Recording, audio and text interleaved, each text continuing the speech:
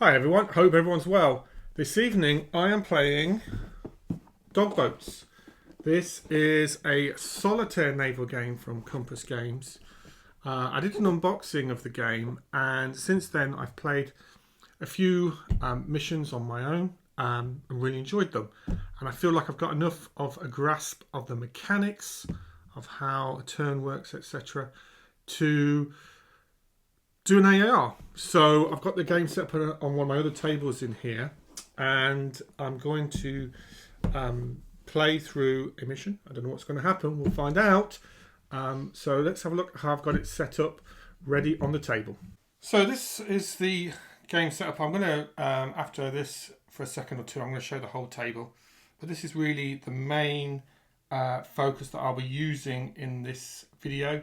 It is the sort of the map screen, and I'm going to roll to see what scenario we're going to be taking today. But I'll be using this map, and I'll be going through some of the different zones and trying to get to the objectives and see if we can find some enemy convoys, etc. And there probably will be some things, unexpected things that happen along the way. This is a hard mounted map, which is very nice. Very clear, as you can see. So I'm just going to pause for a second. I'm going to zoom out just so you can see the whole table, because there are some other player aids that I will be using in this AAR. And this is the zoom on the camera zoomed all the way out, and it's slightly sort of fisheye because of the lens, but you get some sense that this is the map board that I was just showing there. This is the Fairmile D gunboat MGB, which is the boat that I will be using in this evening's game. We've got our combat board here. On this player aid here, we've got counters for all of our different crew. And you do have quite a large number of crew, as befits this type of boat. And occasionally you, as I'm in command of 4 boats in this mission, occasionally boats get sunk and they can pick up some of the rescued crew, etc. So I'll be using this player aid. But mostly you're using, when I'm playing through, I'm using this one here, and the combat board. There are 2 types of combat board. This one is poor weather and good weather, and I think the other one is foggy weather, etc. I've got in the box still. So hopefully the weather will be good, and that will help.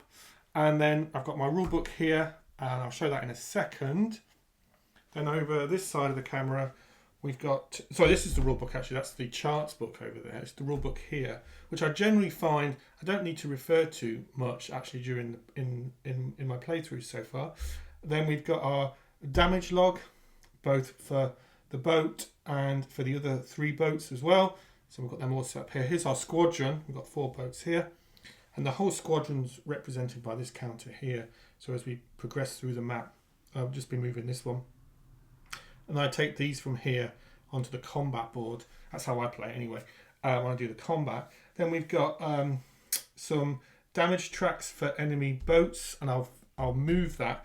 That uses, this one uses a dry wipe marker, which is very nice. I like that. And then we've got our crewman status, if any of them get injured or become veterans, etc. Of course, hopefully not, KIA.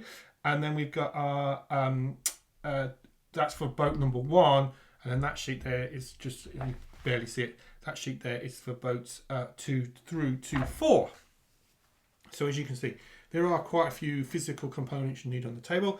This particular table I use for predominantly single map hex and counter games, so it's certainly suffice for this game. I don't need the whole table for this, but you do need a little bit of room to spread out. I will be honest. So I'm just going to move the camera back on the zoom, and we'll just have I'm just going to talk very quickly about the sort of a book of charts. I'll call it book of charts. It's actually called the charts and tables book. But I'll predominantly be using this board here for today's playthrough. And then what I will do, I'll switch the camera around if interesting things happen. So if anything happens on the gunboat itself to the crew or damage, I may show that. And the same with the combat table. So as I was saying, this is our tables and charts book. And first thing I'm going to do, and I'll do this off camera, you don't need to watch me roll through charts. I'm going to determine the mission that we're going to be taking part in.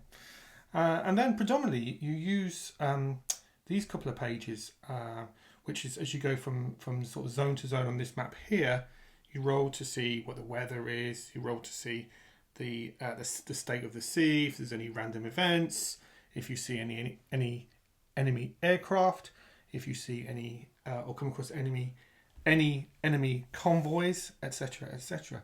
And the actual the gameplay loop for moving from zone to zone is pretty quick until you find an enemy convoy, and then you'll be into combat. And even actually combat's pretty quick, to be fair.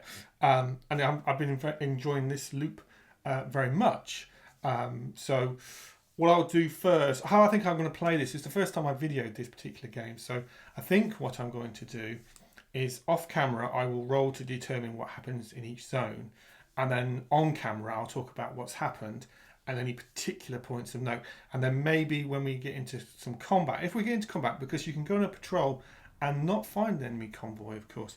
But if we do find an enemy convoy or anything interesting like that, or any enemy aircraft, I'll probably cover that separately in this video as well. I'll stop and I'll record that and talk about how that's working out. So first things to do is to sort out the mission. So we've got our mission set up. This particular mission is taking place, on the 26th of June 1943. It is one of the first missions I've set up recently. I've just set up a new campaign, and the weather is good, so no fog, which will make the playthrough a little bit easier. And our boats are our squadron are leaving from here, just on this south coast of the United Kingdom here, and they are just seen on the map. It's an Austell Bay, which is a particularly favourite area of mine in Cornwall. Anyway, I digress. And they will be moving through these zones here. Their mission targets are these zones here, 2 through 2 and 5, which is what I'll be playing this evening. And it's a standard combat patrol. We don't know what we're going to find. We may find some enemy convoys. We may find some enemy e-boats. We don't know.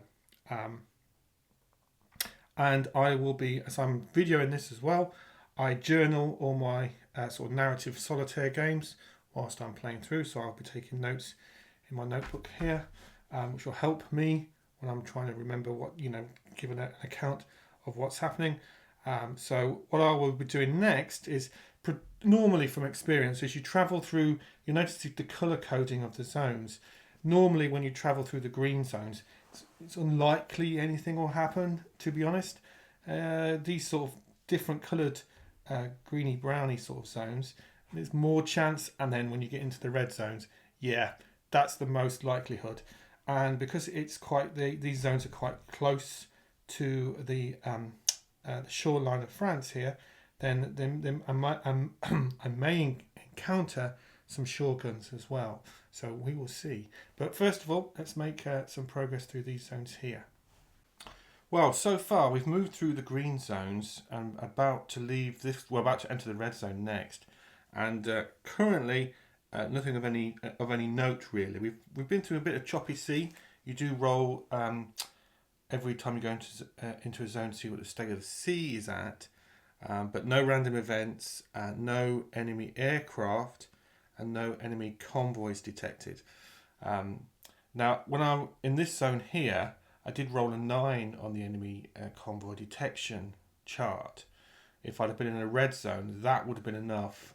In these zones, you pretty much need a 10 on your 10-sided dice for that to happen.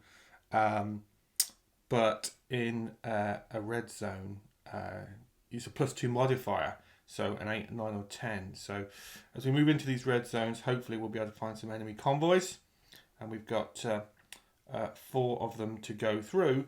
So I shall crack on with that. And to be honest, when you go through each of these, especially these early zones, unless you really roll high, so or low depending on what the chart is, so there's only a 5% chance of a random event, for example, and like I said, you need a 10 for an enemy convoy to be detected. So the odds on something dramatic happening in these early zones is pretty slim. It can happen. On the previous playthrough, I've had random events happen. But anyway, moving to the red zones next. Our squadron has moved through the red zones, and in the final zone, we did get an 8 on the D10 for the enemy convoy detection. So, what I'm going to do for sort of, I'm going to go through working out what the enemy convoy is, and then we're going to move to the combat board, which is just off camera, and I'll put that on camera so you can see that. And then we'll go and work out how that pans out. It's not unusual. There are a couple of, looking at some of my sheets that I've been playing on so far, and my journal, that it's not unusual to do a whole mission, let's call it that, and not finding any enemy convoys. It's not unusual. I generally have found convoys at some point, either through the random event or by rolling the necessary dice, especially in the red zones. But it's not unusual not to find any. So what we have done this time. So what I will do is I'll set up the combat board, get that all organised, and then move the camera over to that. I need to roll to determine what type of enemies boats are in the enemy convoy, and I'll explain all that. So here we've got our combat board sorted out. We're in good weather, and in terms of the targets, we've got a medium-sized cargo target there with a green crew. So, and most importantly, no defending warships. And this is a result of rolling on this enemy merchant convoy combat table here, section of tables in the tables book. And the first thing we do is work out our merchant ship warship size and crew skill level. So we've been through all that. And we're placing our squadron at fast speed to get into the medium range. And then I will be going through the order of attack and seeing, hopefully, if some of our NGBs here can inflict some damage on that solo, lone, easy tempting target there. However, we have rolled to see, and there are shore guns. If you remember when I said on the map, we're quite close to the shore. So the enemy do have some shore guns that I'm sure they will be using against our valiant MGBs. We'll see. So what I'll do now, I'll go through and start rolling some of the results of the combat, and I'll come back to camera and explain how that's unfolding. Now, we finished the first round of combat, and it's super eventful. What I thought was going to be easy pickings did indeed take quite a bit of damage. Quite a bit of superficial damage. Not enough to disable or sink it, or, for the crew to scuttle it or anything like that. But significant, but not quite enough. Mostly down to some very good dice from the NGBs. However, for those who've played the game, you'll notice a few things. So, unfortunately for our squadron here, the merchant ship was unsuccessful in calling any warships to its aid, but was successful in calling enemy aircraft to its raid, and called in some Stukas, who promptly then proceeded to shoot up my boats, in particular boat number 3, to such an extent that it is now disabled and will need towing back home, back to port. So effectively this boat is pretty much out of the game. It's disabled now, so it will take an extra 2 turns to go through each zone as it is towed back. So I've used that marker on there to remind myself. I put it in my journal as well. Now the MGBs were very lucky in that they were not detected in the first turn, and you have a very handy no detection counter to help you go through that mechanic. And what it meant was basically they were able to put down quite a lot of fire before the merchant ship, which was extremely why they could do so much damage, I think. So the merchant ship has not been able to evade the combat, so we'll be able to do another round of combat, and we're going to move our MGBs apart from the disabled one, and we're going to engage at close range and see if we can finish it off before it calls for any more help and do any more damage to our squadron. So I'm going to do that next. And another fairly dramatic turn. We were able to put some fire on the cargo ship and have disabled it. So it is now flooding. Basically, once it's disabled, any more damage to its systems, I believe, will count as flooding damage. And we need to, I'm just having a look at the sheet now. We're about halfway in terms of damage to the on the flooding. And that all pretty much happened from MGB 1. 2 and 4 also hit the boat several times, but due to the die that they got, we're only able to do superficial damage. So no great damage incurred from on the cargo ship by these 2 boats here. But it is now disabled, and they were. I've got to remove that actually. They were unsuccessful, thankfully, in calling any warships to their aid, and thankfully any more aircraft to their aid. However, the shore guns, they've inflicted some damage, it's not superficial, it's a systems damage on boat number 4 here. Only 2 points, but any more, and that could also get disabled, along with its compatriots here. So, quite dramatic combat. What I thought would be an easy target, a sitting duck, we'd have that sunk. Not to be yet. And we've done all this die roll, so there will be another turn of combat. So hopefully we can finish it off. Although it is a little bit of a gamble because we've got one disabled boat, we've got one other boat that's taken some damage, and our shore guns aren't going anywhere.